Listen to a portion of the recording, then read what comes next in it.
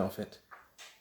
C'est pourquoi ça fait mal en fait, ça fait mal. Des fois bu ñu waxee yenn yi même bu dul dëgg sax man damay bëgg ñu wax ko ci man damay bëgg ñu wax ko ci keneen quoi neexul ah. Il faut le reconnaître bu ñu gërgee lu quoi ne fii naa non jarul wax man daf ma métti.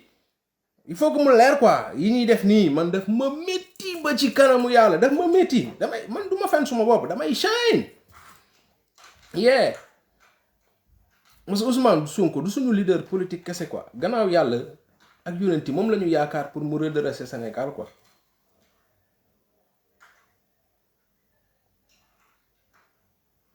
Donc gars yi man dama leen di masawu pour ñu bëgg Ousmane Sonko bëgg combat bi quoi gis ngeen de Sénégal moo nekk nii quoi.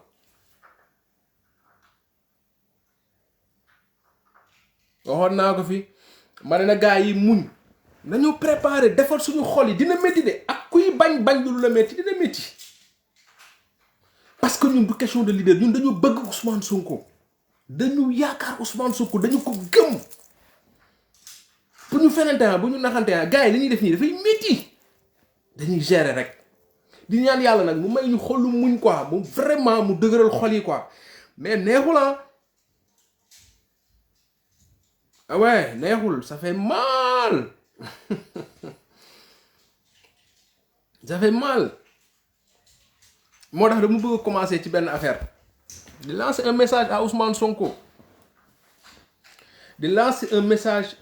à l'entourage proche de Ousmane Sonko da nga xam benn affaire de lii dëgg la du dëgg am na patriote yuy jooy tey am na ñoo xam du ñu nelaw tey am na ñoo xam du ñu reer am na ñoo xam du ñu lekk am na ñu am lu leen métti am na ñoo xam ñu ngi jooy wallahi lazim man patriote woo na ma ba tàyyi di jooy barki alquranul karim xëy na sax ñi may waxal ñu ngi sara billahi wallahi taala fu dara xewul live naa ba pare patriote woo ma di jooy bay xëxat barke rasulillahi mag jigéen ndaw jeune woo ma di jooy bay xëxat barke alquranul karim ba tey live naa ne rek si Ousmane Sonko wax ci moom yu baax rek nit woo ma di jooy laa lay wax nii du benn yoon du ñaari yoon kilifa ci parti bi woo na ma di jooy ndax gëm combat bi gëm projet bi moo tax ñu yaakaar ne affaire Pastef ñi ko jàppee affaire parti politique bi ñu yàgg xam Sénégal woo comprendre leen parce que ñun politique yàgg nañu yóbbee ci lu ne ñun suñu genre yi politique dugal nañ su ne jël nañ ñu patam bee ñu ñuy dem xamuñ ñun dañoo yeewu képp ko jàpp ne Pastef képp ko koy xool nii parti politique la bu am këyit comme parti politique comme yëpp mais wallahi képp ko considéré comme parti politique kese wallahi yaa ngi nax sa bopp képp kuy considéré Ousmane Sonko comme benn leader politique bu mel ni Idrissa Seck Macky Sall Moustapha Niass wallahi comprendre loo sax on va gérer Amadou Dabo wallahi on va gérer mais nag bu ñu forcer dafay métti parce que dañu bëgg Ousmane Sonko te loolu Ousmane Sonko il faut mu xam ko dañu ko bëgg dañu ko yaakaar lu ñu wax ci moom rek muy bax si ñun mais bëgg combat bi ak gëm combat bi rek moo tax ñuy gérer mais dañu bëgg Ousmane Sonko gars yi dañu la bëgg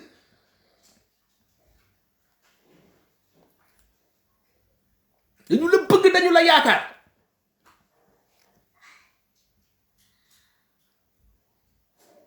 nit nga nag ne woon naa di nga juum te di nga juumaat juum ñàkk mais man de sama bopp laa xam naa ne ñu leen dal moo leen dal mooy bëgg gi ñu la bëgg laa de bëgg gi ñu la bëgg du lu mbindeef di dindi la ko fi dugal moo koy dindi lu yàlla dugal ci ñun la gis nga man dama jàpp ne Ousmane Sonko yàlla dafa tànn ay sénégalais saxal Ousmane Sonko seen biir xol parce que affaire bi kenn mënu ko expliquer man sama bëgg ci Ousmane Sonko man mënu ma ko expliquer j'aime pas di jël exemple boobu noonu mais man bi sama waajur bu góor làkkoo benn yoon laa gis mooy 3 semaines après bi mu làkkoo ci Ousmane Sonko la ma feeñu barke alxuraanul karim moo tax gis nga gars yi comprendre ñu man jour boobu la combat bi jëlaat ci man beneen dimension wallahi lazim benn yoon la ma feeñu ba mu làkkoo ba tey suma waay la woon ne ma ci li ngeen nekk nii mooy dëgg gént bi ñëwee ci ay melokaan yu yéeme du ma koy bëgg di ko expliquer parce que ñenn ñi comprendre mën nañ jàpp ne damay jël loolu di jugal ci politique mais loolu dafa ñëw gën a yokk lu bari ci man. léegi may ñëw nag ci ñaari mbir bi njëkk mooy kii ñëw ne ma Ousmane Sonko def na fekk mu def bul yegsi déggoo ma de kii ñëw ne ma Ousmane Sonko def na fekk mu def bul yegsi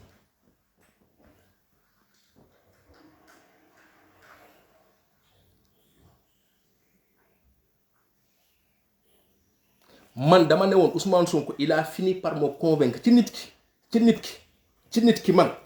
Ousmane Sonko xaaratuma ci moom lenn xam nga lu may xaar sama diggante ak moom déedéet bu mu def rek lu yàq projet bi parce que moomu ma ko wax rek man contrat boobu laa am ak Ousmane Sonko le projet bi moo tax ma bëgg ko en réalité.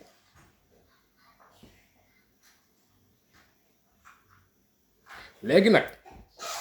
ñi jàpp ne Ousmane Sonko wàlliw la wàcce leen baar bi def leen ko nit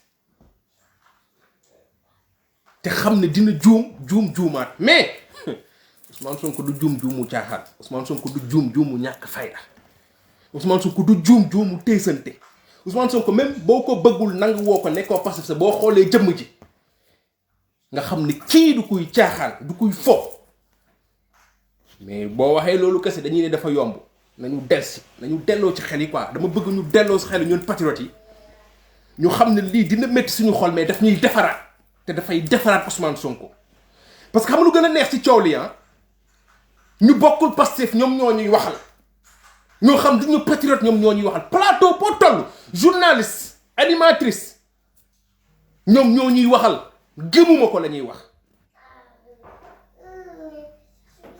gëmuma ko la ñuy wax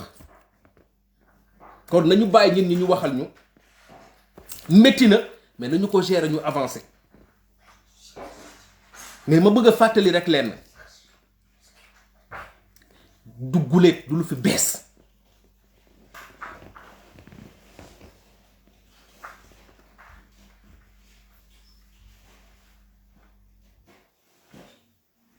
kay ne li ci métti mooy nga xëy rek ñu ne la pam Ousmane Sonko def na lii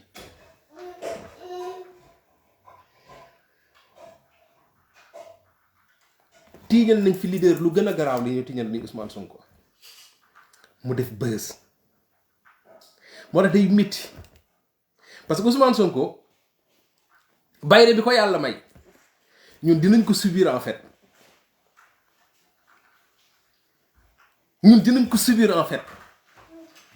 mais li ciy neex mooy ku ci nekk métti na la de mais xam nga ne ndam rek la ciy jëlee ora rek la ciy jëlee Sénégal yi dañ koy gën a bëgg day gën a leeral kan mooy Ousmane Sonko day gën a leeral yoon bi pour 2024 nañu génnee nañu debale ya xam génnee leen bagage yi Macky Sall génnee leen bagage yi def leen lu ngeen mën parce que bu ngeen mënoon du ngeen yegg ci xale bu am 20 ans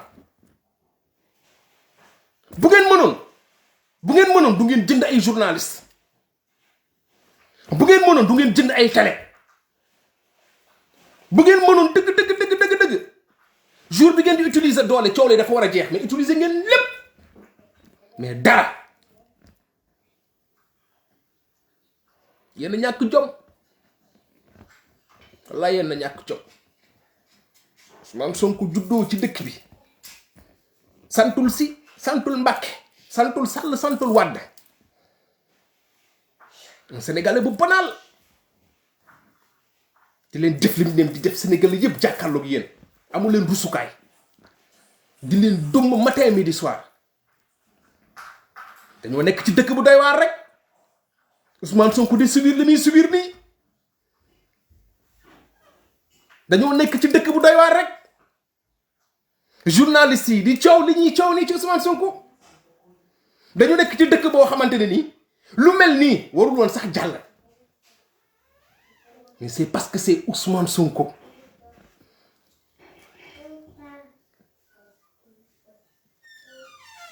mais yàlla nañu yàlla àtte ak ñoom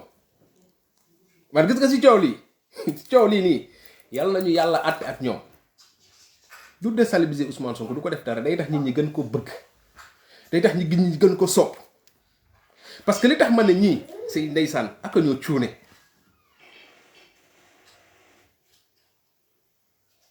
moo tax ma ne Macky li gën a métti la ko yàlla di def da ngeen xamul ne Macky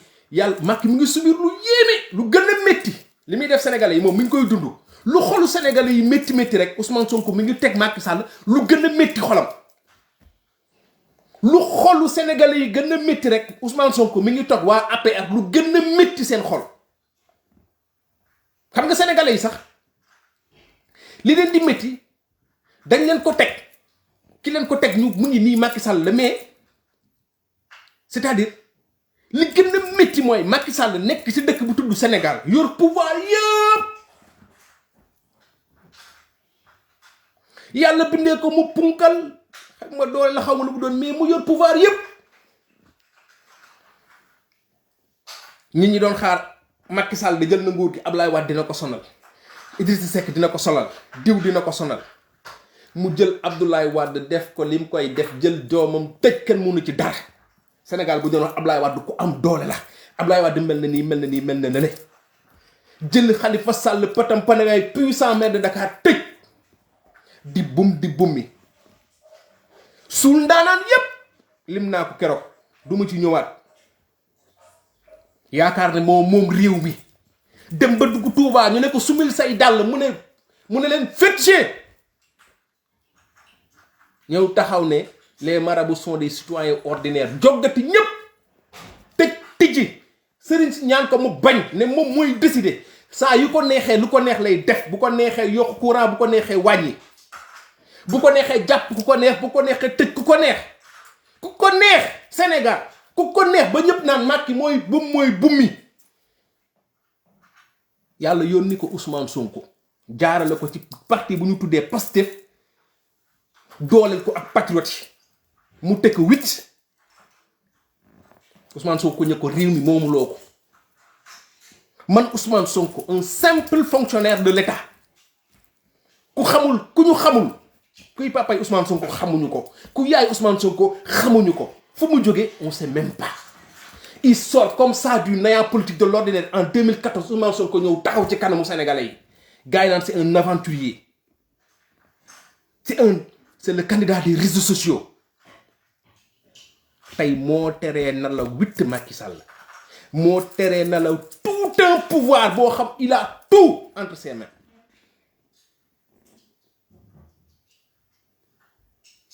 tey bu ñu demee ba wàcc ci bassesse yi nii ñun patriotes yi na métti ñun reconnaître ko dafay métti parce que dañu bëgg Ousmane Sonko man daf ma métti parce que daf ma bëgg Ousmane Sonko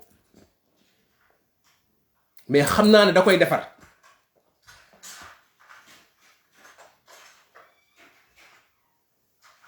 li gën a métti Macky Sall laa la nii Sénégalais lu ñuy dund Macky Sall mi ngi dund lu ko gën a pire parce que Macky Sall mu ngi am wañ wala yoo bu nekk ci nopp yi di riir te munu ko faxas munu ci dara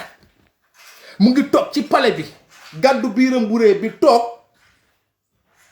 xol bi di bon te munu ci dara Macky n'est pas heureux waa APR ils sont pas heureux ils ont de belles voitures ils ont le pouvoir ils ont l'armée ils ont tout mais ils sont pas heureux patriotes yi dañuy bëgg rek ñun dañuy ree rek dañuy kaf rek di ree dañuy fore xëy na boo laalee Ousmane Sonko rek ñu mer nga dunduloo Sénégalais yenn ñu mer mais ñun ñoo gën a happy ñun ñu yor pouvoir bi ñun ñeewuñu ñu yor pouvoir bi parce que Macky n'est pas heureux Macky dundul pouvoir am prisonniers yi nekk kaso sax ñooy gën a tëdd seen prison que Macky di profité ci nguuram xool leen nguuru Macky Sall Macky n'est pas heureux Macky bànneexuwul ci nguur parce que dafa soxor dañu tuuti waa APR dañu tuuti te dañuy wane benn image bi gën a salte ci Sénégal mooy nit ku jombul dara te li ci gën a métti mooy ñoom comprendre guñ ba léegi que ni patriotes yi dépassé nañ ñoom niveau bi ñu bëgg a indi pour ñun ñu duut baaraam Ousmane Sonko patriotes yi dépassé nañ foofu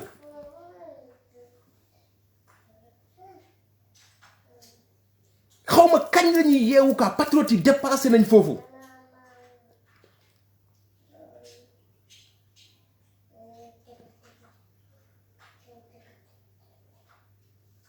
non maa yërëm Macky Sall non dafa métti xam nga nekk président ci dëkk yor lépp yor sa jongo ma ci palais bi ñu naan ma ngay cuuraay ak cuuraayul nga yor sa yaxam mbay muy mandi di tasaare ci réseaux sociaux nga yor sa met El Hadj Diouf muy jëfur di cëlli ci réseau yi nga yor sa benn Cheikh Yérim muy ñor di affaire analyste politique nga yoroon bi sa benn Ali Buy Ndiaye yor sa ministre de la justice boobu yor sa lépp affaire yi càng quoi moo li Boubacar Camara naan dëkk bi dafa càng affaire yi càng quoi yow c'est-à-dire Macky saful dara amul caaj Sénégal neexul wow Sénégal yi sonn ñoom rek ay wax ñoom Abdoul Mbaw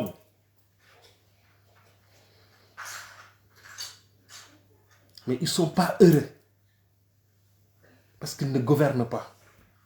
ils subissent même leur gouvernance dañ koy subir nguur gi ñoom plutôt dañ koy subir xoolal dañ koy subir dafa métti ci ñoom moo tax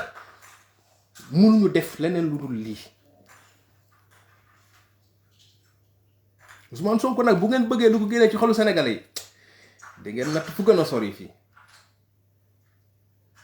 di ngeen natt fu gën a sori fii moo tax ma ne patriote yi nañu xolal 2024 bii bu ñu rëccee moo tax nañu gën a mobiliser wu nañu xam ne xeex bi du suñu biir warante bi nañu warante nañu xëccoo ay poste nañu def lu ñu neex mais nañu xam ne combat bi leneen la combat bi lii la parce que nañu sant yàlla ba mu indi les leaders bu mel ni Ousmane Sonko foofu laay taxawee ci moom li tax am leader bu mel ni Ousmane Sonko neex parce que dafa toppatoo boppam yàlla defar ko ba ñun ñu mënti jot ci anam yoo xamante ne nii ku mel ni Macky Sall mënul ci moom lu bari parce que nag Ousmane Sonko réussir lu mu réussir yombul il faut que nga nekk Ousmane Sonko gis nga particularité boobu nekk ci Ousmane Sonko il faut ñu koy nangu di ko assumer du yàlla du yënanti comme ni ma ko waxee mais yàlla def na ci moom loo xamante ne nii amul ci ñoom man dama yaakaar ni Ousmane Sonko yàlla daf ko tagg man dama yaakaar ni Ousmane Sonko ñaan gu suñuy maam ñaan la ñaan gu sénégalais yi ñaan la yàlla mu nangu wallahi Ousmane Sonko ñaan gu yàlla ñaan la ñaan gu suñu maam yi ñaan gu sénégalais yi ñaan yàlla la mu nangu parce que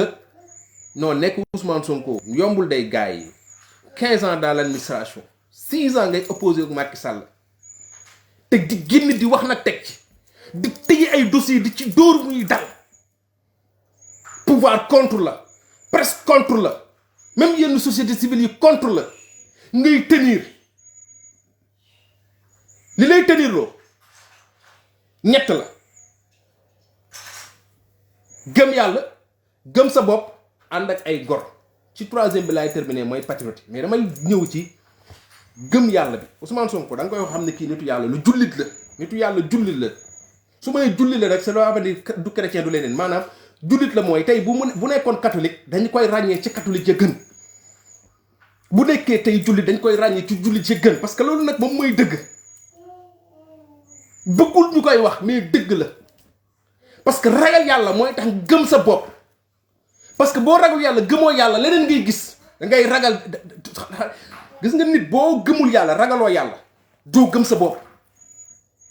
parce que loolu moom moo lay cadré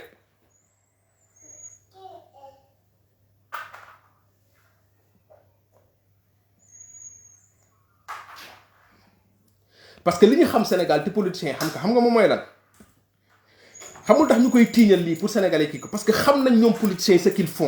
font quand ils vont aux États-Unis bu ñu ñëwee en France dans les kii nan la ñuy topp nan la ñuy politiquer Sénégal dañuy doxaan bay doxaan dama jabaru jàmbur dañuy sëgg bay sëgg si jabaru jàmbur dafa di live rek mënuñu wax xam nañ lu bëri ci 3 ans yi Macky na Sall naan wër na ko Sénégal am na lu ñu xama ñoom ñépp am na lu ñu xam dama ne 3 ans yi Macky Sall jël ay otom ne mi ngi wër Sénégal dafa am ñu mu àndaloon xam nañ lu bëri ah xam nañ ce que ces autorités yaa di juge Ousmane Sonko ce qu'ils ont fait en Fatick tey bu ñu waxoon sëy yu bëri tas mais loolu du débat bi c'est-à-dire c'est peut-être que ñoom gaalu xaj boobu ñoom loolu dañu xam ñoom politiciens yi ñi am jabar ak ñi amul jabar ñi am jëkkër ak ñi amul jëkkër politique Sénégal malheureusement noonu la bindoo mais ñun yaree wuñ ñuy wax yooyu xam nañu xam nañu lu bari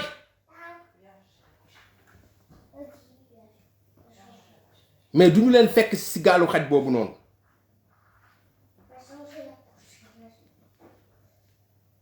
parce que Sénégal noonu la politiciens yi di dundee pouvoir bi dañ koy utiliser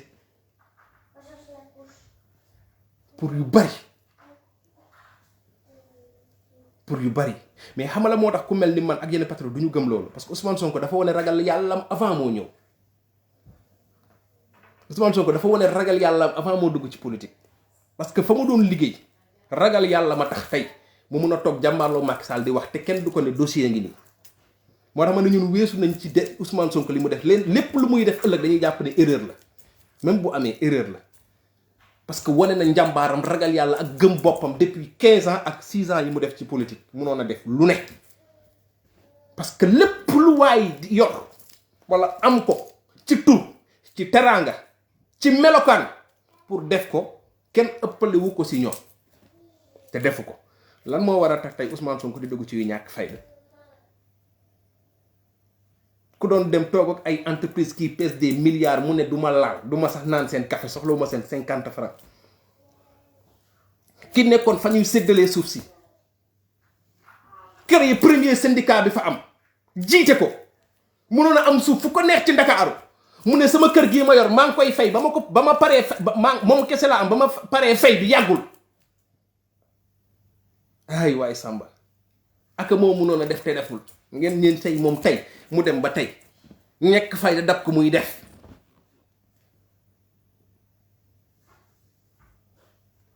ñu ñàkk fayda yow Ousmane Sonko defu ko ba yegg fii mu yegg ñu ne ko yoonu palee ngi nii desatul dara la mu jël fekk Macky Sall mu toog mu fël ko sànni ko ca xaj toog muy dugg ci yu ñàkk fayda yooyu amul sens indi leen leneen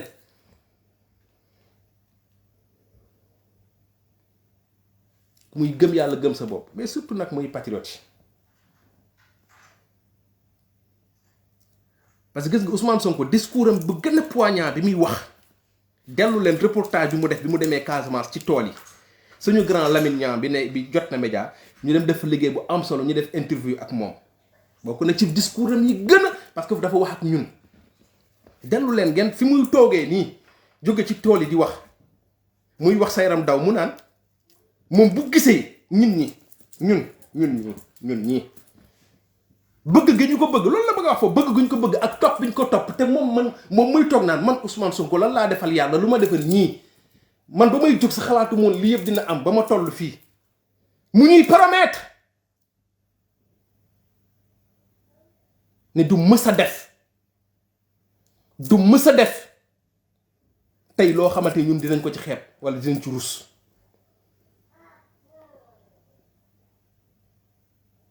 Ousmane Sonko xam na ne ay nawleem la ko sekkal de ay gor la ko sekkal de mu wax ko moo tax bëri na ci politique loo xam Ousmane Sonko mënu ko def parce que loolu la ciy jiital lan la Ousmane Sonko mënul am tey Sénégal gars yi lan la Ousmane Sonko mënul am tey Sénégal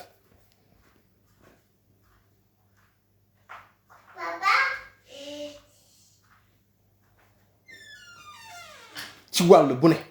ba ci wàll yi ñu koy tooñe nii lan la Ousmane Sonko tey mënu la am Sénégal tey lu Macky Sall am Sénégal Ousmane Sonko mënul am Macky Sall Ousmane Sonko moo gën a nice moo gën a beau moo gën a jantal moo gën a nekk nante moo gën a nekk guerrier moo gën a nice gën ko taxaw gën ko lépp Ousmane Sonko xoolal ay tablette chocolat la yor nice tranquille nekk xale bu ndaw débordé wul comme man mii ba pare xew ci jamono lan la war Ousmane Sonko war a namm bay def bassesse yooyu noonu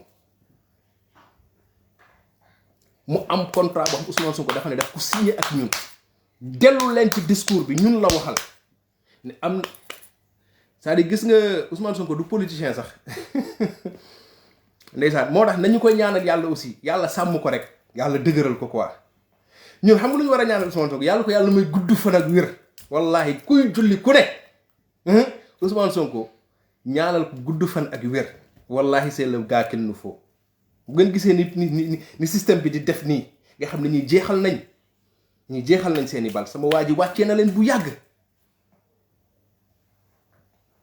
parce que lii nguur a nekk ci gannaaw lii nguur bu demee ba nekk ci gannaaw yu ñàkk fayda yi te dinañ ko jéem a gas nag sulli ci dara indi ci leneen ñu ko xamul mais xoolal sax ñoom bu ñu demee ba toll ci yii nga xam ne jeexal na ñii ñoo ñàkk fayda ñii ñu ñàkk classe amuñu benn personnalité moo tax nañu ñaanal suñu waa ji gudd fan ak wér ndam li mi ngi xeeñ sama gars yi Ousmane Sonko mu ngi subir la Maam Bamba doon subir la El Hadji Malick doon subir la Lat Dior doon subir la yonenti Muhammad sallallahu alayhi wa sallam doon subir la yonenti yàlla Moussa subir Youssouf subir ko l'histoire se répète la victoire elle est là Ousmane Sonko lu mu am Sénégal moo ko may boppam lu mu ko xañ lu mu xoolal lu mu ñàkk Sénégal moo ko xañ boppam patriote yi tey bu ñu deful tey Ousmane Sonko président comme gars yi toll nañ fii bay géej Ousmane Sonko ay mbir yu demee nii yu ñàkk fayda yi nga xam ne gars yi ils sont perdus amatuñu dara am naa preuve on va le mis dinañ ko laa ngeen wàcc ci yii dool li ngeen ñu doole dinañu métti nag mais gën ngeen ñoo xolal gën ngeen ñoo xabtal nag yéen a ñuy gën a soxorloo di ñu gën a feresloo di ñu gën a bëgguloo combat bi lu ngeen wax ci Ousmane Sonko li ngeen comprendre da ngeen di tax ñu gën a ko bëgg gën ko gëm gën a pare xolal pour dee pour moom pour le Sénégal comprendre bi seen ngeen def yéen a ngi yéelu bari yéen a ngi indi sénégalais bañkat yi yéen a ngi leen di gën a indi si Ousmane Sonko yéen a ngi gën a tax sénégalais yeewu ci Ousmane Sonko kon jërëjëf aussi merci beaucoup allez-y xam naa suba sax dinañ ne xale bu jigéen bi ça fait 3 mois 2 semaines gisul régalam dafa ëmb yàlla na ëmb 50 millions de cheikh ñu juddu nekk ay patriote bu ñuy neex bu subaa nee nañ xale bu jigéen bi dafa ëmb dégg ngeen waaw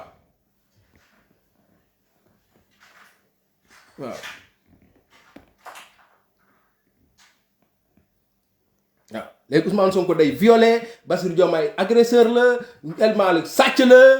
voilà patriotes yi c'est des délinquants waaw kay mais mënu leen ci dara de seen xol du neex yéen ngi toog Sénégal du gouverner bu ne happy wu leen béggu leen seen xol yaa ngi xat yéen a ngi sox da ngeen di génn ci télé yi di wax sax mel ni gouverner wu leen vous ne vivez pas vous n'êtes pas heureux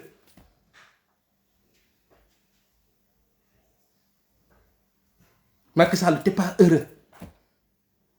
yaay président yaa dëkk ci palais bi yaa yor pouvoir tu n'es pas heureux parce que y a Ousmane Sonko vous n'êtes pas heureux parce que malgré li ngeen di ñod yépp sénégalais yi Ousmane Sonko moo ñu saf ñun moom la ñuy noyyi ñun gëmuñu leen loolu moo leen métti bu ngeen wootee fa kenn du dem ku fi amul alal kenn du la topp Ousmane Sonko yorul dara ñoo tay topp ko waaw na dem ci salon de massage yi nekk Sénégal yëpp li gën a dee sax ñun ñoo koy fayal bu ngeen ñu ne woon dafa bëgg a dem balaa ngeen doon xam patriote ñoo sës ngeen ne Ousmane Sonko dafa décidé dem ci salon de massage yi nekk Sénégal yëpp rig gars yi xolal nemmee ku tur gu léegi génnee chèque yi léegi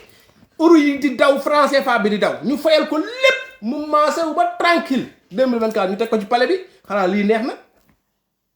du ngeen noppalu ñun Ousmane Sonko lu ñu bëgg moo ñu saf na def lu ko neex jéggi nañu dimension boobu c'est-à-dire ñeen c'est que gars yi dañu comprendre benn affaire gis nga partie boobu noonu épisode boobu ci série bi jeex na ñu ngi ci 2e saison première saison bi kan mooy Ousmane Sonko jàll na Ousmane Sonko salafiste la Ousmane Sonko Daesh la bokk Ousmane Sonko rebelle la yaa ngi dégg Ousmane Sonko Ousmane Sonko encaissé nañ ko jàll nañ épisode boobu jeex na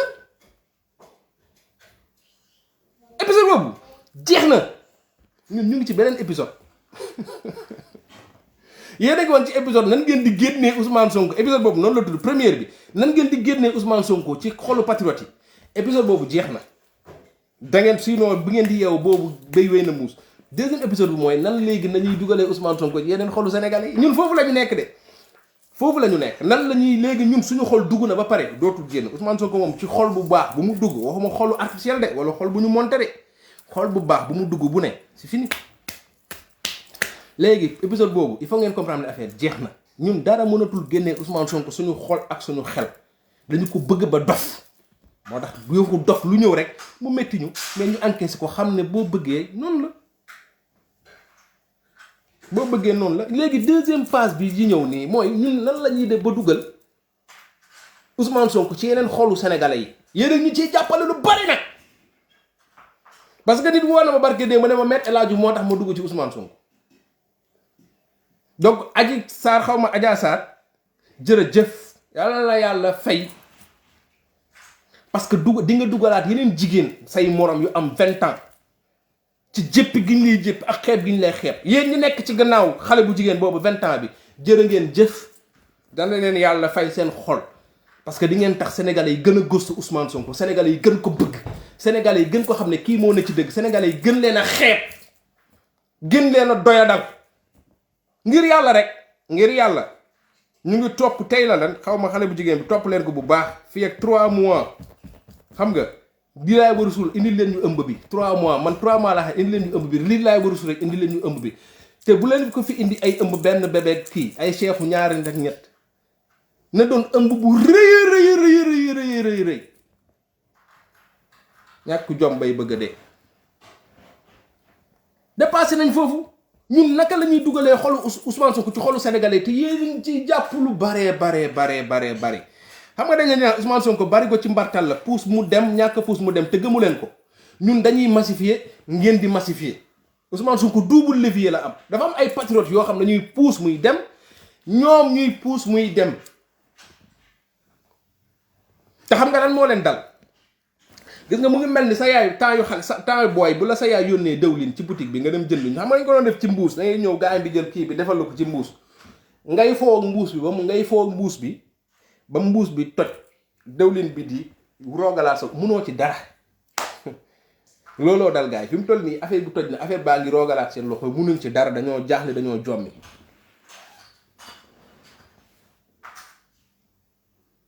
kañ ngeen di noppalu ñun Sonko la ñu bëgg moom la ñu tànn mënu leen ci dara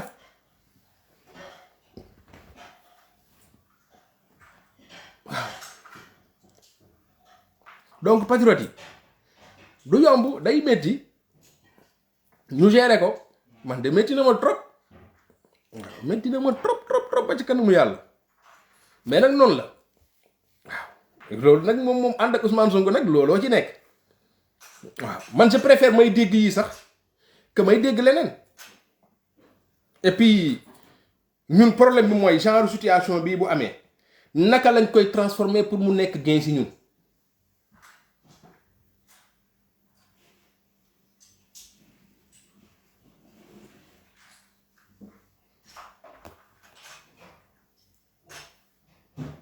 waaw naka la ñuy transformer situation yu mel nii ba mu nekk gain ci ñun en fait moo tax ma doon wax ci communication bi Ousmane Sonko rek jar na communiquer ba dama ne dañuy waxtaan ak sénégalais yi mais di leen tontu aussi parce que gis nga ñoom souvent coow lii ñu wax nii am na luy ñëw ci gannaaw de xam nga ñoom dañuy sonde après di nga gis Yaxam génn wala keneen génn dem ci Maïmouna Ndour Faye am na leneen luy ñëw loolu mi ngi ñëw am na di ngeen ci dégg ñu naan la benn message benn diw jaar na fii kii def dinañuy ñëw c'est-à-dire ñoom noonu la ñuy def yu ñàkk fayda yooyu la ñuy def donc xaar leen suite bi mais affaire bi suite fin affaire bi annonce la suite bi ak fin bi moom du ñu sorante voilà ce qui nous gouverne en fait voilà ce que c'est la politique au Sénégal en fait voilà pourquoi nous on se bat en fait li moo tax ñun ñuy xeex pour ñu am ay politiciens yu mel ni Ousmane Sonko xëy na ay politiciens yu mel ni Babacar Diop politiciens yu mel ni xëy na Barthélémy Dias yu mel ni Abdoul Mbaye Thierno Alassane Sall nga xam dinañu nekk ci yeneen parce que ñoom loolu la ñuy dund ak xale yu jigéen ñi ak mannequin yi ak ñi siw célébrité yi animatrices yi loolu la ñu xam parce que ñoom li ñuy jiiñ ni Ousmane Sonko ci la ñu dëkk parce que ñoom foofu la ñu toll te nag may terminer benn affaire pour aussi ñoom ñu comprendre ko Ousmane Sonko ak projet bi ñaar la bëgg nañ Ousmane Sonko de parce que mooy jëmmal projet bi mais il faut ngeen comprendre benn affaire le Pastef c'est pas Ousmane Sonko le Pastef le patriotisme c'est pas Ousmane Sonko comprendre leen ko ngir yàlla le Pastef c'est pas Ousmane Sonko Ousmane Sonko def na ci loo xam Sénégal Pastef branché na Sénégalais yi ci benn courant boo xamante ne nii c'est fini le Sénégal ne sera plus jamais mais gouverné comme par avant politique au Sénégal dafay changer à jamais gis-gisu Sénégalais yi ci politique dafay changer à jamais moo tax quand je vois des gens ñuy mer di casse parce que Ousmane Sonko lii ak leneen man nañu ils n'ont pas compris dimension bi quoi c'est pas Ousmane Sonko des gens comme Ousmane Sonko nga bëgg nga bañ ko du si génération bu ne leen yàlla di wàcce li gën a am solo ci Ousmane Sonko du yooyu li gën a am Ousmane Sonko du mooy li mu def ci man tey naka laa koy def nekkatul Ousmane Sonko li Ousmane Sonko def ci yow tey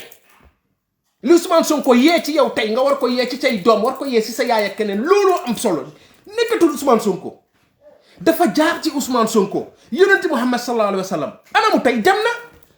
Isa ibn Mariam Jésus dem na anamam Bamba dem na El Hadji Malick dem na ñoom yaa sant Thiandoum dem nañ mais dafa am lu ñu bàyyi ci ñun dafa am lu ñu def ci ñun chaque jour ñu génn sëñ Touba yii sëñ Touba haa màggal Touba di gën a joy murid di gën a kanasu si Maam Bamba chaque jour ñu génn sëñ Babacar nangam sangam Tijaani di gën a bax xolal di gën a jeex ci chaque jour ñu def ko ci Laayeen yi chaque jour ñu def ko ci Baay chaque jour ñu qualité kar yonent Muhammad sallallahu alayhi wa sallam génération bu ñëw gën a garaaw ba ca topp te gis nga Ousmane Sonko militant bu yegsi rek gën a garaaw bi fi nekkoon looloo tax Pastef garaaw militant bu yegsi rek gën la gëm combat bi militant bu yegsi rek nga yaakaar ne beneen dimension la pour une fois il y a une idéologie donc ce n'est que pas ce n'est pas Ousmane mais ce n'est pas que Ousmane Sonko man chaque jour su ma yeewoo sama bëggal ci combat bi sama patriotisme sama gëm combat bi dafay gën a yokk te xaw ma lu tax ñoom bi ñu defee lu ñu def nii day tax ñun suñu pas-pas gën a yokk léegi nag loolu mer boobu ñuy mer nii naqar boobu ñuy am nañu ko génnee mais naka lañ koy génnee naka la ñuy fayoo xam nga may lan nañuy xëy di gis Ousmane Sonko matin midi soir nañ koy gis ci suñu photo yi nañ koy gis ci suñu profil yi nañ koy gis ci suñu live yi nañ koy gis ci suñu publication yi nañ koy dégg fu ne nañuy dugg ci live bu am ci émission bu muy mënti nekk Sénégal ñuy gis turu Ousmane Sonko nañuy jóg di massifier nañuy sol t-shirt yi di sol casquette yi di sol dàll yi di sol lépp nañuy gis fu ne Ousmane Sonko pour ñu wan leen ne kii moo ñu neex loolu koy faj nañu dugg ci marché yi nañu dugg ci école yi nañu dugg ci université yi nañu dugg ci daayira yi nañu dugg partout te bu kenn nag am problème ñu naan la da ngay politiser nii wala nangam wala sàngam kenn politiser wu fi dara la politique mooy tey yow en tant que sénégalais ban njëriñ ngay amal Sénégal convaincre benn sénégalais mu jàppale Ousmane Sonko kenn xamul njëriñ li muy amal Sénégal looluy politique ñun loolu la ñu politique autrement noonu la bu leen ragal nit xas leen ki leen xas woo leen ko ne ko yow nga wax ak moom dañuy politique matin midi soir te Ousmane Sonko moo ñu ko sant parce que moo ñu ne bu leen toppatoo yëfu ñàkk fayda yi dem leen ngeen massifier ci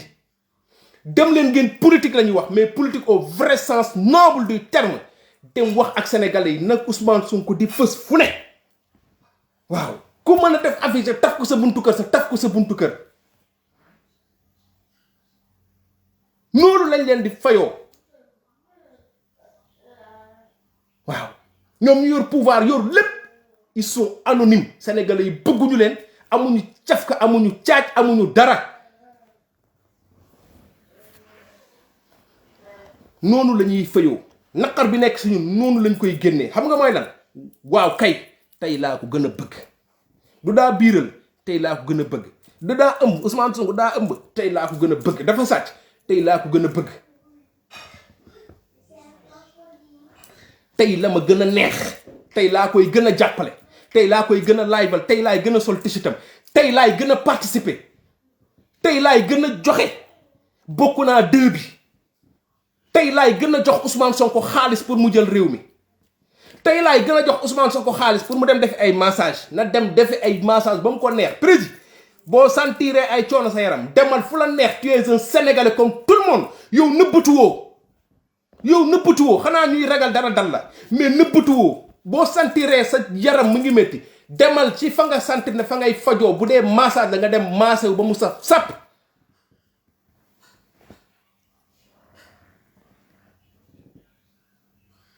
ku taxawee ni nga taxawee kuy jàmmarloo nguur ni ngay jàmmarloo nguur du def yu ñàkk fayda par rapport ak ay jigéen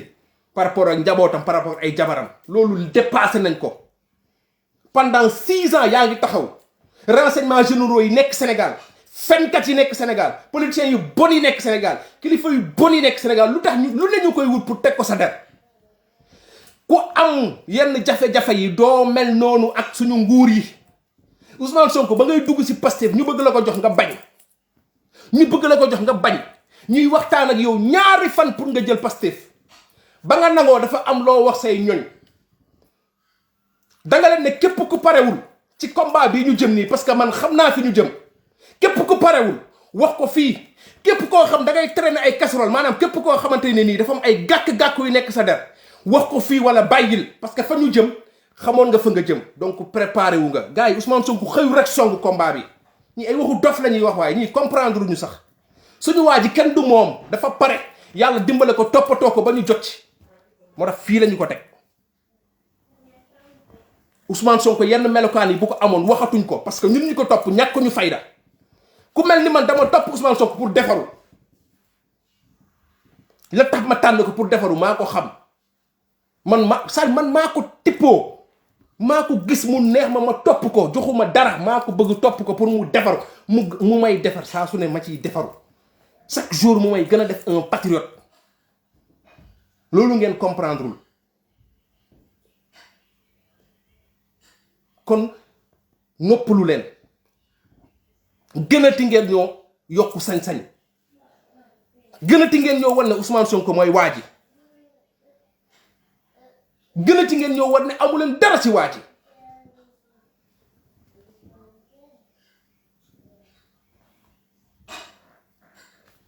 mais nag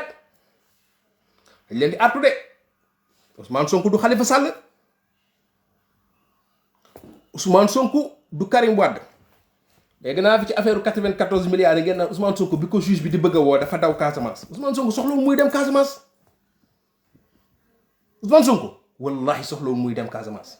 Macky Sall ne la leer na yow bés boo laalee Ousmane Sonko consulat yi may dégg ak ambassade yi bu yeboo ñu tëj dem tëddi seen kër wala ñu tëj ko damm caabi yi def ko parce que dootoo ko defati ci diaspora bi lay commencé loolu diaspora bi yëpp laa koy wax Macky Sall bu laalee Ousmane Sonko bu yeboo consulat yeeg ambassade yeeg nañu tëj lépp wala nañ leen teel a jëlal billet ñu dellu Sénégal te Ousmane Sonko jarul muy dem Casamance de Macky Sall wallahi balaa ngaa xam ne patriote yi ñu ngi Dakar rek gi soriwuñu laalal Ousmane Sonko rek wallahi di ngeen gis lu ngeen mës te xam naa ne dofu leen sax yéen xam ngeen ko parce que renseignements généraux yi ñi ngi lay renseigner da ngeen yaakaar ne Ousmane Sonko ñun ñi wallahi ci ngeen di xam dëgg ka ne kan mooy suñu waa ji lan leen Ousmane Sonko rek da ngeen yaakaar ne comme Karim la wala comme Khalifa la dinaa leen affaire yi ñuur na mais du benn de ñun li ñu dugal ci Ousmane Sonko duggul c'est-à-dire loolu mooy dëgg dugalul keneen ci feneen dugalul keneen ci keneen te loolu dañ koy wax mu leer bu ngeen laalee Ousmane Sonko yéen autorité sénégalais yépp sénégalais yi dañ leen koy jëf te cette fois-ci du ñu def ay palais de yéen autorité yépp dañuy jàpp ci fay leen ban du dëgg xaw ma je sais pas quoi bi jeex na le Sénégal boobu jeex na gis nga ñàkk jóg bi ñuy ñàkk jóg yépp laal Ousmane Sonko bokk ci Ousmane Sonko daagul fa mu la neexee loolu nag la ñu amee ak yow bés bu la gars yi laalee ñu jaay leen suñu bakkan parce que ñemewuñu dee parce que ragal parce que jaayante wuñoo ak yàlla lu tax ñu ñeme dee ñemewuñoo dee parce que alal la ñu gëm alal la ñuy jaamu laal leen Ousmane Sonko yéen a ngi korkale loolu fa laale yéen yaxam ay yaxam mbay yii yéen ñëpp laay waxal yaxam mbayoo Macky Sallo xam nga vous là yéen ñii waa APR yooyu noonu Ousmane Sonko moom du fanaan ci giri ngeen fanaan seen kër yi kon ma xam ne xolal wallaay ma xam ne ñun sant ñu jéet wala patriote yi ma seetaan ni li ñuy woote newul ci ñoom wala gars yi xaalis bi ñuy yoxe ni dëgguwul ci ñoom wala liy yëngu Sénégal non kon ma wuti beneen nationalité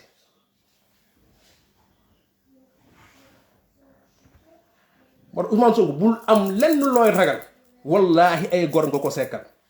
defal li ngay def doxal sa dox continuer li ngay def moom moo neex sénégalais yi moom la sénégalais yi bëgg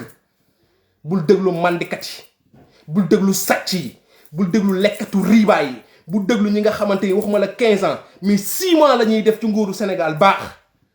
ñiy muucu deretu askan bi ñiy fen askan bi di leen nax ñiy woote kilifa te matuñu kilifa kenn du la laal waaw journaliste mënul wax ba ñu laal Ousmane Sonko keneen bu wax ba ñu laal Ousmane Sonko analysez leen faites ce que vous voulez depuis 60 ans plus de combien d'années yéen a ngi analyser di nax sénégalais yi vous faussez le débat Ousmane Sonko devait être une bénédiction mais li may wax rek jamono bu ne dafa am ñoo xamante ne ni ils font le sale boulot na nit ñi yeewu Sénégal tollatuñu foo xam dañuy gis nga dafa am ay débat yoo xam dépassé nañ ko dañu war a génnee Sénégal ci jafe-jafe yi mu nekk te ku ne xam ne du politicien yi la déclaration de patrimoine de Idrissa Seck en dit long ñun loolu la ñu bañ loolu tax ñu topp Ousmane Sonko dañu bëgg Sénégal soppeeku 20 milliards ñu koy laam-laame pour benn nit ku xam c'est-à-dire c'est incroyable 20 milliards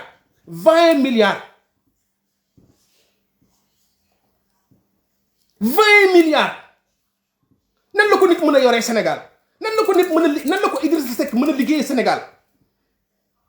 tey 1 milliard kese 1 milliard naka la ko Macky Sall mën a liggéeyee Sénégal ngeen bàyyi débat boobu noonu ñëw di coow yu ñàkk fayda yi nekk si télé ak rajo yi di macc ay tuñ di ndodd yi kan xamul sénégalais yi ne fi di fanwaate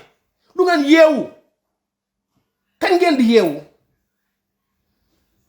ngeen ne ay journalistes ngeen balaa maa ngeen naan neutralité les sénégalais ne savent même pas ce qui se passe dans leur pays les sénégalais savent plus ce qui se passe en France ce qui se passe aux États-Unis que ce qui se passe au Sénégal les sénégalais ne sont pas informés ngeen ñuy ñoddi ay neutralité dugg ci ay débat yu ñàkk fayda du ngeen dimbale sénégalais yi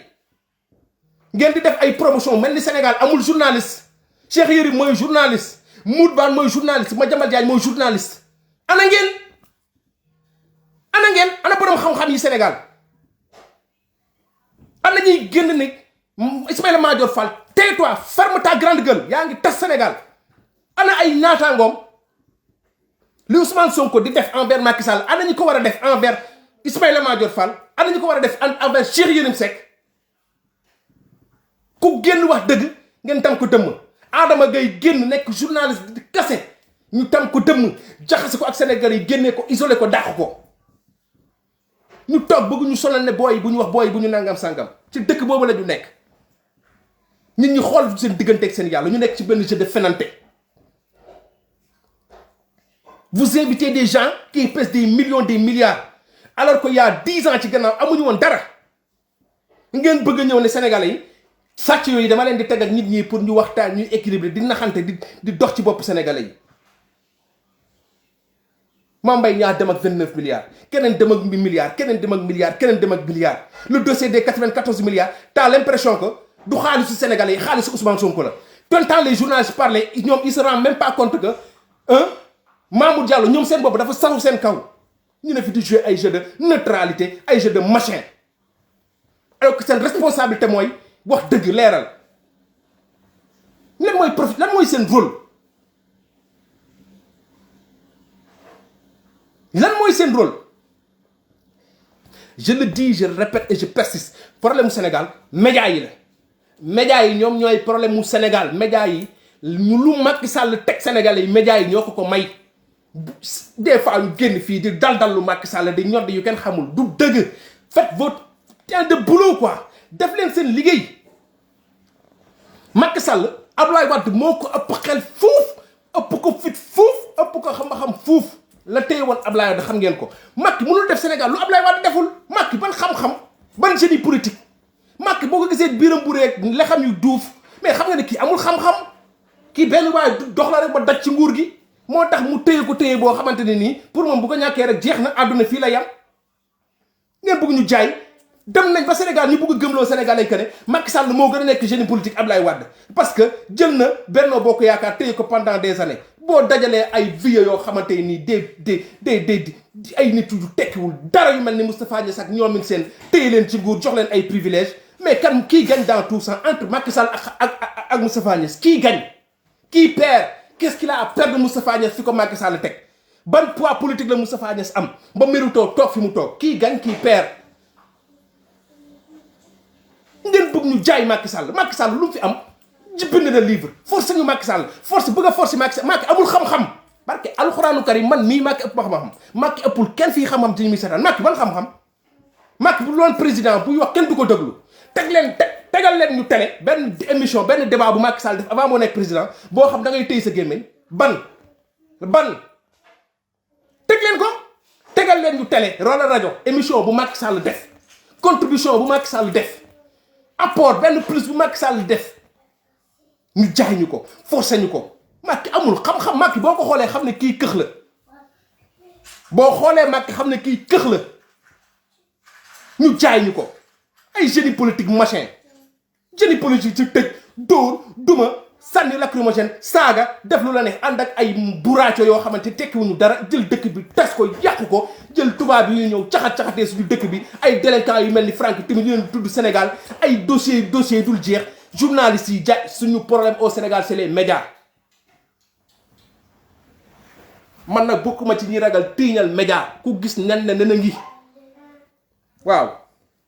parce que bu fi kenn ragal a duut baaraam média yi parce que nangam Ousmane Sonko kër Ousmane Sonko média yi yoruñu ko ils n'ont pas fait Ousmane Sonko s'est fait tout seul au contraire ils ont tout fait pour diaboliser Ousmane Sonko y a des exceptions nag su ma nee presse bi du ñëpp laa ci dugal mais bu doon presse bi kese wallahi Ousmane Sonko du exister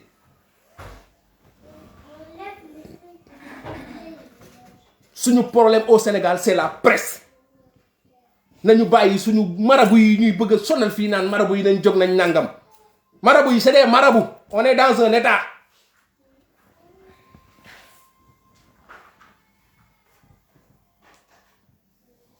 suñu problème au Sénégal c'est les médias parce que média bu ci nekk fi mu toll nii ñu ngi xalaat naka laay tawee affaire Ousmane Sonko bi pour am ay vues pour suivre lii pour créer débat c'est Ousmane Sonko ñu ngi nekk ci jeu boobu alors que c'est pas ça la média yi du loolu du créer benn genre buzz autour de Ousmane Sonko pour nit ñi coow Sénégal yi mérité nañ lu ëpp loolu quoi on perd du temps au même moment suñu or baa ngi dem suñu hôpitaux yi puusul ñun ñaa ngi dee Sénégal yaa ngi sonn gaa yi ngi sàcc suñu alal di sàcc suñu suuf ngeen ne fi di indi ay buzz ci Ousmane Sonko da ngeen war a jàppale Ousmane Sonko mu defar réew mi suñu problème c'est les médias Macky Sall lu mu réussir Sénégal médias yi ñoo ko may te Youssou Ndour génnu ci ay Mamadou waa ji ne ITV xaw ma la ay Mamadou Ibra Kane ak ñooñu ñëpp ñooñu sonal ay Alaaji Assane Gueye balaa maa dee mu yeewu 9h 10h di yedd Sénégalais yi problème mu Sénégalais yi teguñ seen bopp problème on a de mauvais dirigeants mais dañuy ñëw waaw gannaaw ba ñu waxee nag nii xam nga politiciens yi waaw gaa nii kilifa yi nii waaye sénégalais yi da ngeen di indiscipliné da fii benn sénégalais indiscipliné on est en Europe plus indiscipliné que bo gars yi ne fii amul sénégalais yi gën a ñoo indiscipliné français yi man fii laa nekk France sénégalais yi gën a indi waaye yow kaana yi ñoo gën a indiscipliné sénégalais yi kaana yi ñoo gën a sadik sénégalais yi sénégalais yi sénégalais yi dañuy sadik lu sénégalais yi indiscipliné wul de suñu problème bu indiscipliné sénégalais yi foutaise ban discipline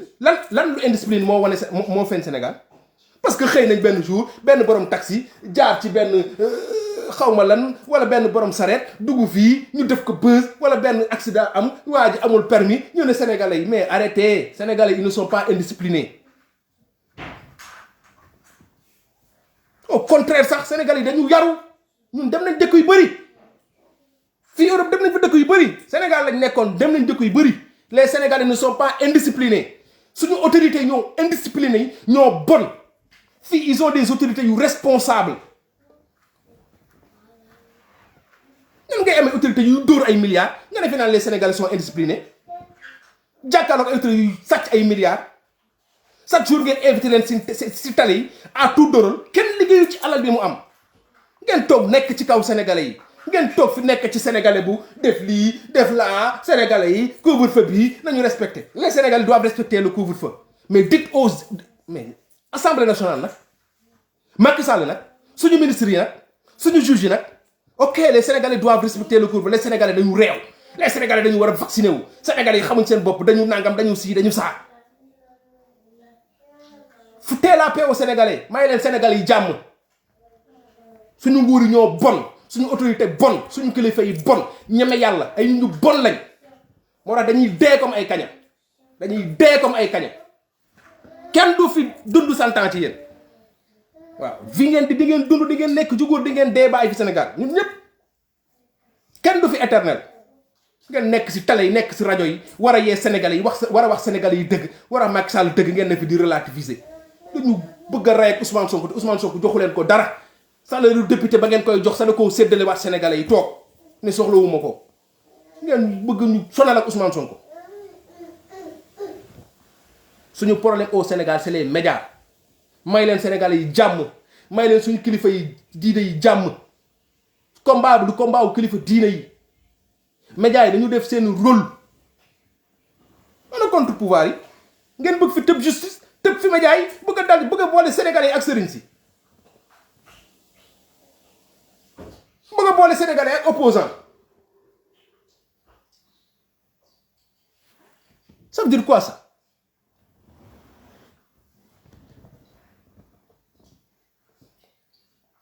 yàq Ousmane Sonko bu ne 94 milliards yi dem na ngeen xool lan moo ne ci gannaaw au lieu ngeen lijjanti 94 milliards sénégalais mais bu ñu ne Ousmane Sonko ëmbal na mbindaanam ëmbal na nangam dugg na fii génn na fële ngeen jël coow li def ko bu ko def buzz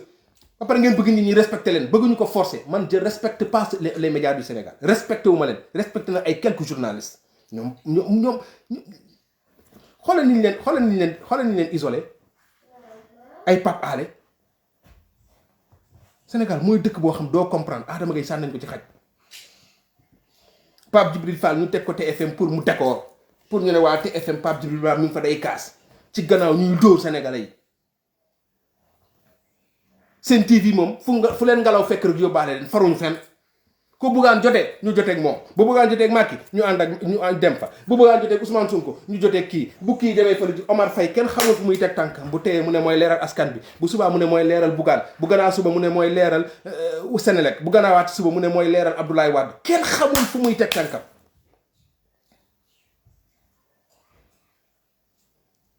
may mën a Ndour Faye bu la invité njëriñu Sénégal ñuy xool teesante lan mooy créer débat waaw yow ñii c'est-à-dire Sénégal dañu nekk ci benn débat boobu mais di ngeen gis nga débat bi dinañ leen ko imposer nag dinañ leen ko imposer force Ousmane Sonko dinañ leen ko imposer force dinañ dem palais force dinañ nangu Sénégal ci seen loxo yi force seen xol yi dina dagg di bon di ngeen xëy di gouverner ba 2024 seen xol yi di bon Ousmane Sonko di génn di ree garde corps yi dar ko mu génn patriote yi génn maire yi génn xale yi génn di ko ñaanal seen xol yi di bon muy woote ñuy gën a joxe suñu xaalis di gën a joxe suñu énergie di gën a live di gën a partage di ko gën a bëgg seen xol yi di bon ñu koy gën a bëgg ngeen koy saaga di wax ci moom lu bon ñu koy gën a bëgg muy gën a dugg suñu xol yi ñu koy dugal suñu xolu yaay yi man suñu kër amatul ku fay voter keneen ko di Ousmane Sonko dama ko xeex dama ko jihaat te dama leen convaincre waaw loolu moo war a nekk liggéey ku nekk waaw kay maa ngi yemal fii live bi quoi affaire mënul neex commencement la suba ñu génn ne la xale bu jigéen bi waaw gisul réglam ñaari fan ñetti fan a ngi nii waaw dafa ëmb ay nangam sangam on s'en fout voilà.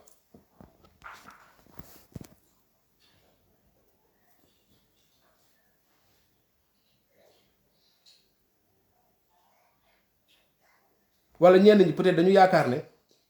sénégalais bu mel ni Ousmane Sonko amul xam nga ñenn ñi dañu tàmm bon nekk ci bon di dund ci mbon ba am na yoo xam ne dañu jàpp ne non politicien bu mel ni Ousmane Sonko non mënul nekk waa ji day naxaate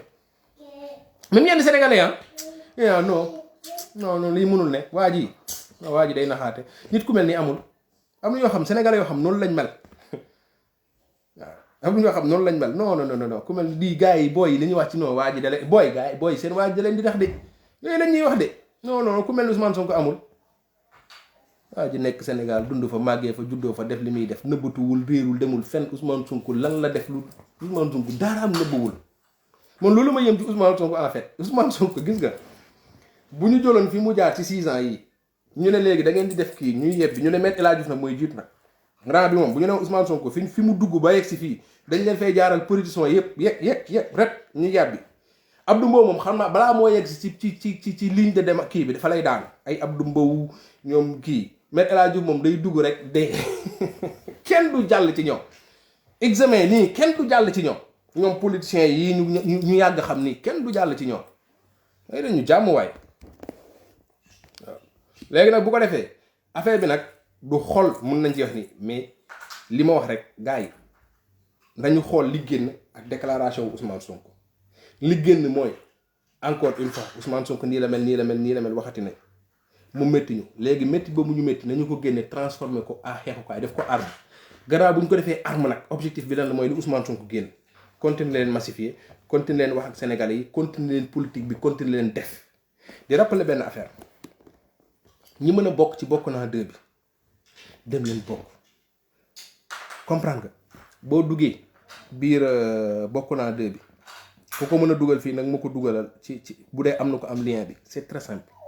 bu la nee ngay def mensualité 15 euros bu la nee ngay def mensualité 20 euros bu la nee ngay def mensualité bu la neex wala nga dugg c'est-à-dire lépp ci combat bi la c'est-à-dire yëpp ñuy permettre man xam naa ne am na patriote yu bëri yoo xam li may wax ni mën nañ ko mais dañ koy soofantal ñoom dañ koy dégg dañ koy soofantal ku mën a jàppale Pastef ci anam bu ne jàppale ko ku mën a jàppale patriote yi ci anam bu ne def ko gis ngeen bokk naa 2 bii nii dama ciy taxaw fa la ñuy cotiser pour 2024 ku mu neex nga def mensualité ku mu neex nga def par at ku mu neex nga def yaa xam lu la neex man je sais que la plupart des gens qui vivent dans la diaspora la plupart mën nañ ko mais boo demee xool nombre de participants yi bariwul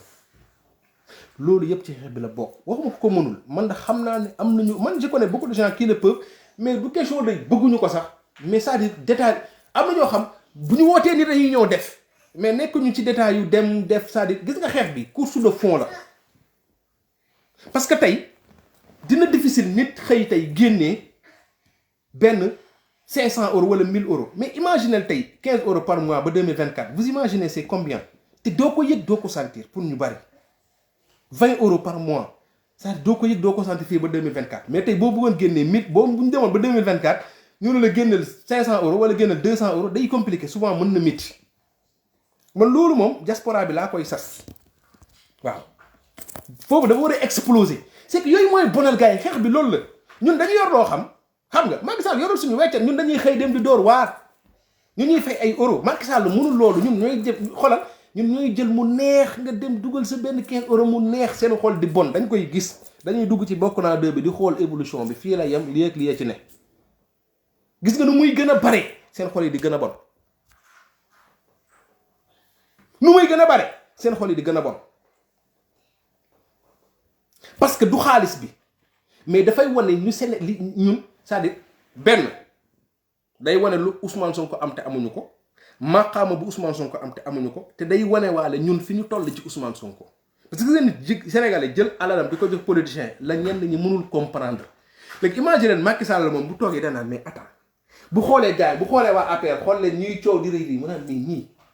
man maa ngi rayanti ji ku ma ci joxul dara du ma la gis te sama waa ji moom day laaj ñu koy jox est-ce que vous imaginez Macky ci ban état lay ne yeneen politiciens ci ban état la ñuy ne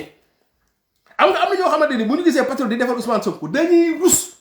ñenn yi dañuy mer de mais ñenn yi dañuy rus parce que ci la ñuy xool ñoom man lan laa liggéey lan laa def yàlla ba aw ma lii wala kii nan la def ba am lii ñun yoon la ñu yàlla suturaale ñu am ko 1 euro 2 euros am na gis nga double xoolal surtout Pastef bi lu la neex nga joxe parce que gis nga gars yi lii ñuy def nii Ousmane Sonko moo tax Ousmane Sonko am na yoo xam waru ko dal quoi on doit le mettre à l'aise quoi xool leen lii di ko dal nii yëpp foofu rek lañ ko mën a jàppalee quoi ñi mën live leen ñi mën a massifier ñi ko mën a jàppale Ousmane Sonko man pour man bu ne dafa war a dem Ousmane Sonko warul am benn parce que il faut ngeen man gëw ma ne Ousmane Sonko kuy laaj la gëw ma ne Pastef kuy teg patriote ci dara la mais ñun ñoo war a organiser de telle sorte que Ousmane Sonko xelam dafa war a dal. dafa war a dal xel dafa war a dal Ousmane Sonko xelam dafa war a dal ci 2024 Ousmane Sonko essaye daf ko war a leer ne 2 milliards yi muy wax xoolal 2024 da ko war a am bu ñu xaar 2024 pour cotiser ko nañ koy bennal gars yi di ko gis ñu xam ne ñun waxantuwuñu dañuy jëm 2024 am na yoo xam nag du feeñ ci suuf lay nekk 2024 ci la ko gars yi di comprendre mais ñi ko mën def leen ko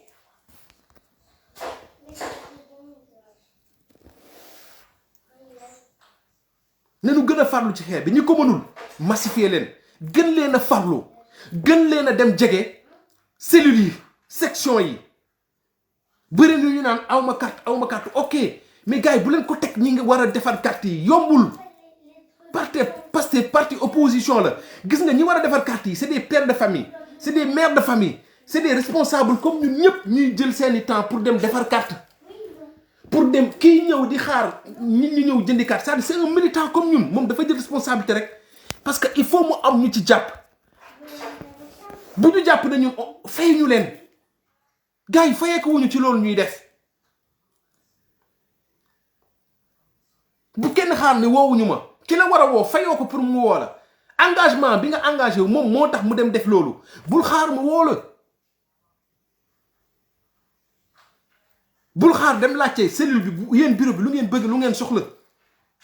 bul xaar indi sa ndimbal sa taxawaay sa présence sa xaalis sa énergie sa leneen bul xaar loolu rek moo mën a dalal Ousmane Sonko loolu rek moo mën a tax mu tourné ni gars yi li ñu may wax ni yëpp mu tourné gis ñu taxaw mais paari ñu taxaw naan Ousmane mais ñu gis ñu ci liggéey bi muy dem des fois jékki-jékki dugg ci internet gis benn patriote buy def xam nga buy def parce que wax nañu ko ba pare nee nañu moom bi muy dugg ci politique gis na loo xamante xalaatu ko woon sax mun nañu man du ma mës a def lu ngeen may xeebe ñun ñoo war a soññu gars yi ñun ñoo war a soññu bureau bi ñoo war a fàtte suñu bopp ñun bu ñu fàttee suñu bopp rek gars yi nekk ci kanam dinañ fàtte seen bopp waaw Sonko waruñu gën a gone de wax naa ko keroog de Sonko kese deful 15 ans administration sàccul de Sénégal yu bëri am na ñu def 90 ans ci biir administration bi dërëm sàccuñu ko bëri na ñu ci retraité de bëri na ñu ci ne mën a jël ba dee jëluñu ñu leen di jaajëfal de patriote ñu ngi ci biir de ñu ngi fépp des gens yoo xamante nii ñu ngi fa nekk une semaine mën na jëluñu de des Sonko yana en pagaille mais nag moom moo jël responsabilité am soobu ci politique bi jël ay risques jël engagement taxaw am melokaan boo xamante nii aussi méngoo na ak ñun li ñuy xaar ci moom nañu nekkal ci kër gi wala mu nekkal ñu ci naaj bi ñu nekkal ko ci kër gi donc gars yi gën leen a farlu te li may soññ nii man dama koy soññaale sama bopp wallaahi dama koy soññaale sama bopp waaw combat bi nii mën ni ak Pastef weesu na affaire politique affaire parparloo affaire jaamu yàlla la du mbiru Issa man dama matadi te bëri nañu matadi c'est le projet kon gars yi yii nañuy pousser à ce que ñu gën a gëm ñu gën a yokk ñu gën a jàpp noonu rek la ñuy tontoo Ousmane Sonko noonu rek la ñu koy fayoo parce que méttiwul neexul neexul ah Ousmane Sonko gars yi risque yi ñuy jël nii mënoon na ko ci bañ a fekk neexul ah dañuy tontu nag bu kenn saaga kenn mais nañu tontu nañu tontoo nii nañu tontoo ñële mais nañu tontoo aussi ci gën a dëgëral combat bi gars yi gën a fàtte seen bopp gars yi gën a liggéey cellules yi gën a c'est-à-dire gars yi ku nekk gën a yokk waaw ku fi ñëw nag waxti dara ci Ousmane Sonko nga fësal sa kanam ba ñu xam la bu fi patriote nañu bàyyi yooyu de ay bu leen ko kii bu leen tontu kii ku fi génn wax ci Ousmane Sonko ñu tontu la parce que waxu dëmm yi moom dañ koy tontu nga ngi xaar nag ba nit affiché wu xam naa dinañu génn ñëw ci média yi jéem a expliquer génn leen laa ngeen wax ak ñoom bu kenn saaga kenn président na bu ñu saaga mais ni mun nga tonte doo saaga genre affaire yi bu am aussi seen groupe WhatsApp yi groupe messenger yi groupe de famille ñi nga xam say xarit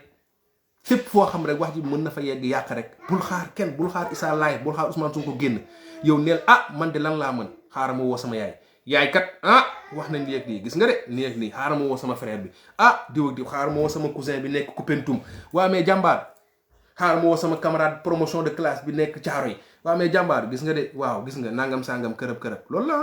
amul leneen waaw bu dee mën nga sol sa daal nga dem match dimanche nga ñëw dimanche bu ngeen fubalee des fois nga génn nii xam nga naan ndox ne sama gars yi dégg nga li gars yi Ousmane Sonko di gis nga gars yi dañu ci kawam waaw nii la demee expliquer créer débat waxtaan ak gars yi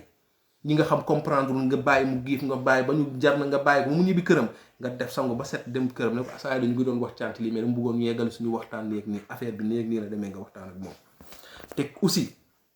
képp koo xamante ne nii yaa ngi fësal sa bopp ci Pastef ba ñu ràññee la góorgóorlu ci sa bopp ñun loolu la ñuy jëm góorgóorlu sa bopp ba booy wax ak ñenn ñu mën la déglu wala ñu mën la bàyyi xel combat bi aussi loolu la laaj moom la sacrifice di Ousmane Sonko def ñeneen ñi wax ñu aussi faut ñu def ko waaw te bañ a jël suñu bopp aussi jàpp ne ñun ñoo gën ñun ñooy les meilleurs ñun ñooy nangam sangam dégg naa benn dof bu toog RDV sànq naa Ousmane Sonko dafa yaakaar Ousmane Sonko mosul génn moo gën kenn Ousmane Sonko gënul kenn moo mel ni mu mel yàlla dimbale ko ci ni mu mel mu am taxawaay bi mu taxaw woowul kenn forcé wul kenn dafa am fu mu teg tànkam Sénégalais yi ñoo teg seeni tànk ànd ak moom loolu nag tànki kanam la kenn mënu ci dara gars yi maa ngi ziar leen bëggee bëggu moon sax laay bi gudd mais j'espère que am na solo bu ñu am problème mu am lu ñu métti ñu wax ko ay nit kese lañ Ousmane Sonko dañu ko bëgg ba lu waaye wax ci moom mu métti ñu mais nañu gën a soññ métti boobu nañ ko transformer def ko énergie boo xamante ni nii dafay productif pour Pastef pour le projet maa ngi leen ziar leen bëggee maa ngi jégalu ci ñu woote parce que tey moom bëgguma woon génne nañ bi trop di leen jox rendez-vous dimanche incha allah ci pencum patriote yi peut-être suba aussi dinañ génnaat waaw tant que gars yi nga génn ñun dañuy génnaat ku mën a génn aussi génnal voilà di ziar ñëpp di jaajëfal ñëpp ñu doon partagé ñu doon seetaan voilà di Kati Diop maa ngi lay ziar voilà Pape Mballo tu vois Diop Maria Ababacar Testa maa ngi lay ziar Mariama Kane voilà gars yi maa ngi di ziar yéen ñëpp ndeysaan yomb la neexul voilà mais noonu la nañu muñ rek te xam ne mënul yomb lu yomb sax baaxul voilà Pastef moom noonu la ko yàlla bindee quoi dara mënul yomb ci moom ba ñu juddoo depuis 2014 ba léegi dara yombul te bu ñu xaar dara yomb na métti sax pour bu ñu demee ba téye nguur gi ñu xam li ñu téye valeur bi mu am voilà et puis ñu xam aussi liñ ci daj ba du ñu nangu keneen ñëw après bëgg ci def dugal ci loo xamante ni bokk ci voilà donc di leen jox dig daje ba beneen yoon incha allah di leen ziar di leen jaajëfal jaajëf